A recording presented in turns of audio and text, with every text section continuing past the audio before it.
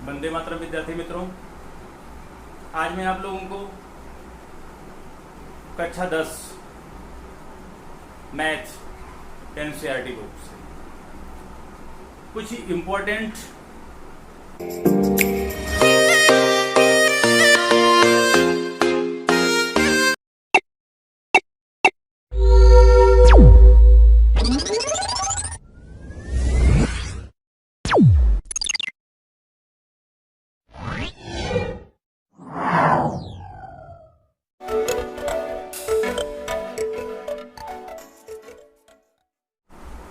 जानकारी आपको देने वाला हूं, जो एग्जाम की दृष्टि से बहुत ही महत्वपूर्ण होगा। हर एग्जाम के लिए महत्वपूर्ण होगा। इसके पहले वाले वीडियो में मैं आप लोगों को बता चुका हूं बेसिक जानकारी पहले लेक्चर में। अब ये मेरा दूसरा लेक्चर है। दूसरे लेक्चर में आप लोगों को मैं इम्पोर्टेंट जानकारी बताने वाला हूं फॉर एग्जाम।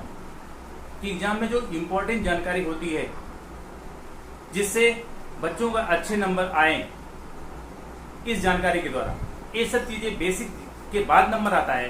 ये दूसरा लेक्चर है हमारा, इसीलिए आप लोगों को मैं ये जानकारी देने वाला हूं। तो और समय ना लेते हुए अपने टॉपिक पे हम लोग आते हैं।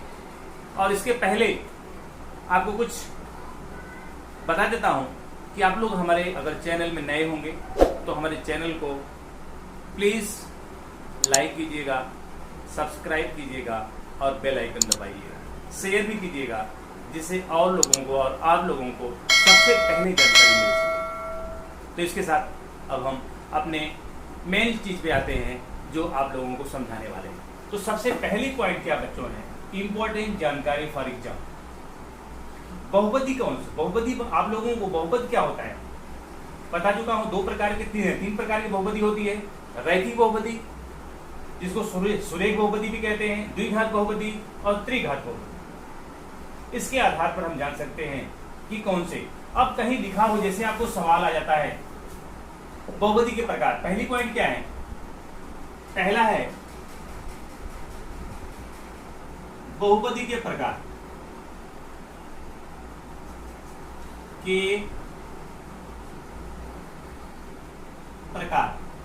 बच्चों को ये समझ नहीं आता बहुपदी का कौन सा प्रकार है।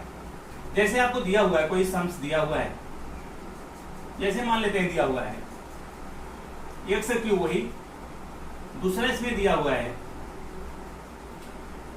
3x + 9, तीसरा दिया हुआ है आपका 4x² + 9x। इसमें वो बहुपदी का प्रकार पूछ रहा है, कौन सी बहुपदी है। तो पहला बच्चों है, आसानी से आप देख सकते हो बहुपदी के कौन से प्रकार है। त्रिघात बहुपदी, तीन घात वाली बहुपदी, इसका नाम लिख देंगे हम त्रिघात बहुपदी। ये त्रिघात बहुपदी हो जाएगी। दूसरा आपका क्या है? रैखिक, जिसमें एक घात होती है, उसको रैखिक बहुपदी कहते हैं। रैखिक बहुपदी आप लिख सकते हो ऊपर। इसमें देखो दो घात होती है, इसलिए इसको क्या है? द्विघात बहुपदी बोल सकते हैं। आ गया होगा समझ में आप लोगों को? द्विघात बहुपदी। इसका चाहे एक वर्ड एक हो, एक पद हो, चाहे दो पद हो, इसको त्रिघात बहुपदी के रूप में हम लिख सकते हैं। जैसे एक और एग्जांपल हम बताते हैं, जैसे आप लोगों को x³ - 9x + 4 = 0। इसमें पूछ रहा है कौन सी बहुपदी है। ए भी त्रिघात बहुपदी, ए भी त्रिघात। अगर इसको मिटा करके यहां भी घात लगा दे, ए भी त्रिघात बहुपदी। त्रिघात तीन घात होनी चाहिए, त्रिघात बहुपदी हो जाएगा। एग्जांपल, ये त्रिघात बहुपदी, ये कौन सी बहुपदी है? त्रिघात बच्चों, ये भी त्रिघात बहुपदी है। समझ में आ रहा होगा? आप लोगों को इंपॉर्टेंट चीज बता रहा हूं। दूसरा जैसे एग्जांपल नंबर 2, जैसे हमको रैखिक बहुपदी बताना है 4x + 9। px बराबर ऐसे लिखा हुआ है, px बराबर 4x + 9। ये रैखिक बहुपदी है। रैखिक बहुपदी। एग्जाम्पल नंबर 2 जैसे बताता हूं, 3 आपको बताता हूं। द्विघात बहुपदी 3x का स्क्वायर क्यों लिखा हो, बस इतना ही लिखा हो, px बराबर ऐसे लिखा हो 3x का स्क्वायर, ऐसे px बराबर 3x का स्क्वायर। ये भी कौन सी बहुपदी है, दो घात है, इसलिए इसको द्विघात बहुपदी, द्विघात बहुपदी। द्विघात बहुपदी में क्या है, एक पद है, इसमें दो पद है, इसमें क्या है, इसमें तीन पद है।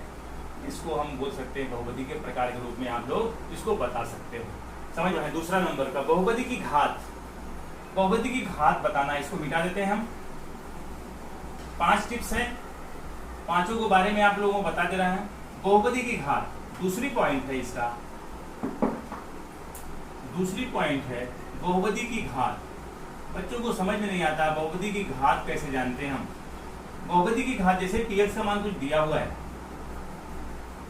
3x का स्क्वायर प्लस 9x का क्यूब और प्लस 6x और माइनस प्लस 9, 3x का स्क्वायर प्लस 9x का क्यूब प्लस 6x और प्लस 9, इसमें बहुपदी की घात बोल रहा है। तो जब जो सबसे बड़ी घात होती है उसको बहुपदी की घात बोलते हैं। तो बहुपदी की घात कितनी हो जाएगी इसकी, बहुपदी की घात बच्चों बराबर, घात या घातांक इसको बोलते हैं, बहुपदी की घात बराबर कितना हो जाएगी, 3। बहुपदी की घात हो गई 3। जो सबसे बड़ी घात होती है उसी को हम बोलते हैं बहुपदी की घात। मान लेते हैं एक और है,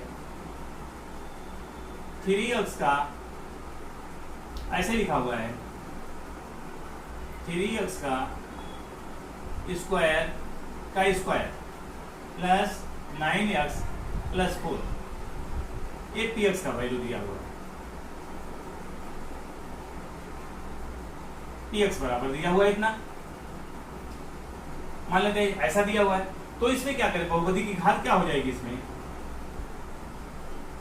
सबसे बड़ी घात क्या है, सबसे बड़ी घात इसमें देखो 2 दिख रही है, तो 3 तो लगा हुआ है, तो 2 दूना कितना हो जाएगा, 4। 2 नहीं बोलेंगे, बहुपदी घात इसमें देखो 3 लगा हुआ है तो 3 बोले, लेकिन इसमें 2 नहीं बोलेंगे, इसका इसमें गुणा करेंगे, 2 दूना कितना हो जाएगा, 4। बहुपदी घात कितनी हो जाएगी, 4। 2 दूना 4, यहाँ पे 3 होता, 3 दूना 6 हो जाता, यहाँ पे 4 होता, 4 दूना 8 हो जाता। तो ये हो गया बहुपदी की घात, दूसरी पॉइंट हो गई बहुपदी की घात। अब बच्चों आपको तीसरा बताता हूं, बहुपदी का गुणांक, बहुपदी का गुणांक। तो तीसरी पॉइंट है आपको बहुपदी का गुणांक। बहुपद आपको इंपॉर्टेंट बता रहा हूं, बहुपदी का गुणांक या सहगुणक भी बोलते हैं इसको, सहगुणक या गुणांक दोनों बात है। जैसे मान लेते हैं बहुपदी का गुणांक बताना है, मान लेते हैं कोई समस्या दिया हुआ है ऐसा, 3x का क्यूब माइनस 4x का स्क्वायर प्लस 3x और माइनस 9, ऐसा लिखा हुआ है। तो बहुपदी का गुणांक, बहुपदी किसका गुणांक पूछ रहा है, मान लेते हैं ऐसा पूछता है x क्यूब का गुणांक, x क्यूब का गुणांक कितना होगा बच्चों, 3। अब x क्यूब के सामने क्या लिखा हुआ है, 3 लिखा हुआ है, इसलिए x घातीय 3 का गुणांक कितना हो जाएगा, 3। x स्क्वायर का गुणांक,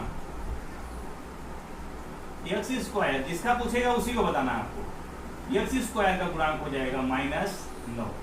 x का गुणांक, x का गुणांक बच्चों 3, x के साथ में क्या लगा है, 3। x घातीय 0 का गुणांक,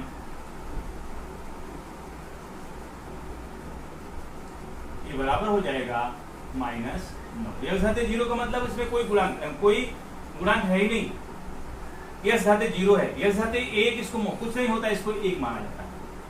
तो ये समझ में आएगा, गुणांक जब पूछेगा, जिसका पूछेगा उसका हमको बताना है। ऐसा जरूरी नहीं सब पूछेगा, कोई एक पूछेगा तो एक किसी को हम बता देंगे, ठीक है। अब बच्चों इसको मिटाकर मैं बताता हूं चौथी बात इसकी, बहुपदी का शून्य, बहुपदी के शून्य, चौथी बात है इसकी, चौथी पॉइंट है बहुपदी के शून्य नहीं, बहुपदी के मूल, सॉरी, चौथी बात है क्या, चौथी पॉइंट है इसकी, बहुपदी के मूल्य ज्ञात करना है। जैसे मूल्य ज्ञात करने के लिए मान लेते हैं कोई दिया हुआ है px बराबर, वही कर लेता हूं, 4x का स्क्वायर माइनस 3x और प्लस 3। x बराबर कितना दिया है?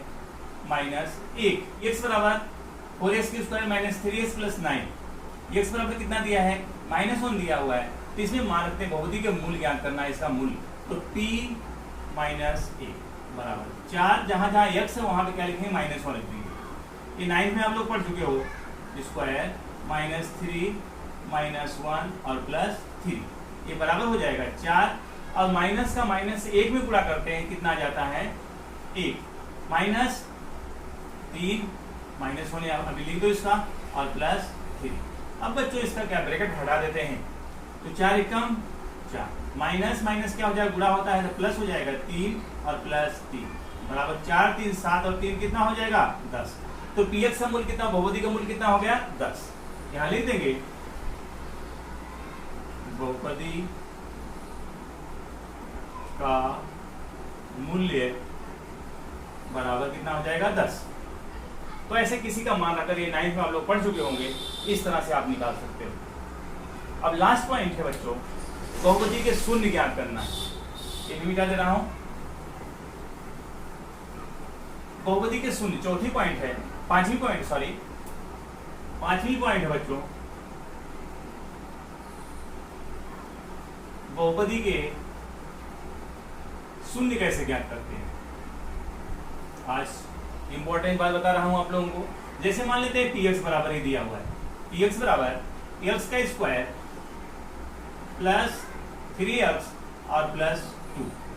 अब बहुपदी के शून्य ज्ञात कर। शून्य तो 2 है ही, 2 बच्चों है, 2 घात है तो 2 होगा, 3 घात हो तो 3 होगा, 1 घात होगा तो 1 शून्य होगा। तो इसमें 2 शून्य तो होंगे ही, लेकिन कौन कौन से होंगे बहुपदी के शून्य निकालने के लिए? तो आप गुणनखंड इसका कर दीजिए। ऐसा गुणनखंड करने के लिए क्या करेंगे? x square plus 3x plus 2 बराबर 0। अब 2 का ऐसा गुणनखंड करेंगे, कितना आना चाहिए? 3। तो 2 एकम 2, 2 का हम गुणनखंड करेंगे, 2 एकम 2 बराबर कितना? 2 भी हो गया, और 2 प्लस 1 बराबर 3 भी हो गया। जोड़ने पर 3 आ गया और गुणा करने पर 2 आ गया। तो इसका पहले नंबर वही लिखा जाता है, x स्क्वायर प्लस, यहाँ प्लस में लाना है इसलिए दोनों प्लस में रहेंगे, दोनों गुणनखंड प्लस 2x प्लस x, एक x को x लिख सकते हैं और प्लस 2 और बराबर हो गया 0। देखो x स्क्वायर को ऐसा लिखा जाए, 3 की जगह हम कितना लिखे जाए? 2x प्लस 1x बराबर 3x और प्लस 1 लास्ट वाला वही लिखा जाता है। अब दोनों का जोड़ा बना लो। इसमें कॉमन क्या आ जाएगा? x आ जाएगा बच्चों, x यहाँ x आ जाएगा, x बचेगा इसका x प्लस 2 प्लस, इसमें कोई कॉमन नहीं मिलता है इसलिए 1 हो जाएगा, और x प्लस हो गया 2 बराबर 0। ये दोनों सेम आना चाहिए, ये दोनों सेम आता है तो आपका सही होगा, नहीं तो गलत माना जाता है। तो एक ब्रैकेट में इसको लिख दो, अंदर वाला, एक में बाहर वाला, x प्लस 2 और दूसरे में आ जाएगी x प्लस 1 बराबर 0। इसके शून्य कौन कौन आ गए? 2 तो आ गए, लेकिन दोनों के रूप में निकाल लो, दोनों शून्य कर दो। x प्लस 2 बराबर 0, x बराबर -2, पक्षांतर हो गया, यहाँ प्लस था तो उस साइड में जाएगा, बराबर उस साइड में जाता है तो माइनस हो जाता है। सेम x प्लस 1 बराबर 0, तो x बराबर कितना आ गया? माइनस। तो शून्य कौन कौन से आ गए इसके? बहुपदी के शून्य, बहुपदी के शून्य कौन कौन हो गए? -2 और -1 हो गया। क्लियर? एक और बता देता है एग्जाम्पल इसके साथ में ही, इसको मिटा देता हूं, आप लोग देख लीजिएगा। बहुपदी के शून्य एक और क्या करना है, जैसे मान लेते हैं px बराबर दिया हुआ है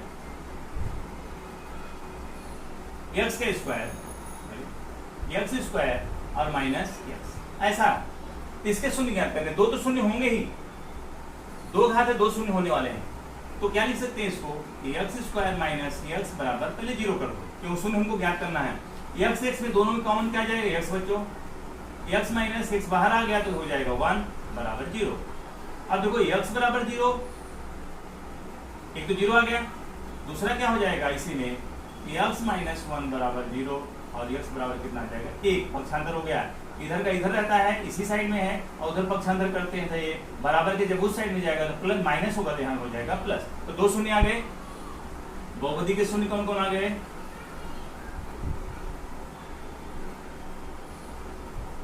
शून्य बच्चों, एक आ गया 0 और दूसरा आ गया 1। क्लियर? ये रहा है आपका सवाल। आप लोगों को ये समझ में आ गया होगा। इंपॉर्टेंट जानकारी फॉर एग्जाम के लिए ये बहुत बहुत इंपॉर्टेंट है, जो आप लोग इसको आराम से पढ़िएगा, ध्यानपूर्वक पढ़िएगा, समझदारी पूर्वक पढ़िएगा, तो आप लोगों को मैं गारंटी लेता हूं कि आप लोग को ए जरूर आ जाएगा और लेसन 2 में कोई प्रॉब्लम नहीं होगी आप लोगों को। लेसन नंबर 2 में कोई प्रॉब्लम आपको नहीं होगी।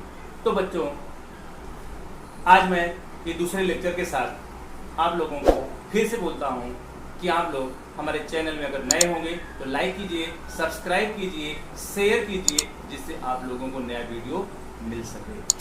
और आप लोगों को जय हिंद, जय भारत।